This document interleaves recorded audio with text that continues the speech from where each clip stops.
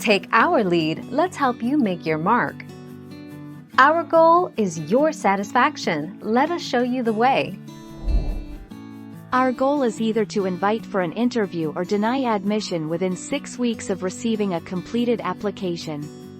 Our goal for interviewed applicants is to render a final decision within 2 weeks of the interview report being completed.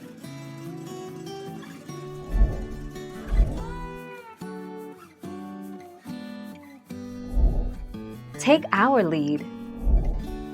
NYU has a significantly larger overall student population than Columbia, particularly when professional courses are included.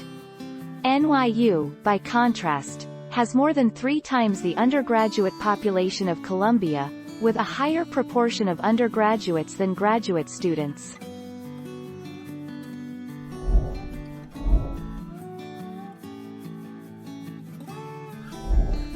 Take our lead.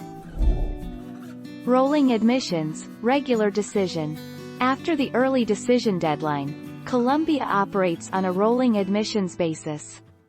Columbia uses the waitlist a little differently than other schools, often as a holding stage, while they evaluate additional candidates.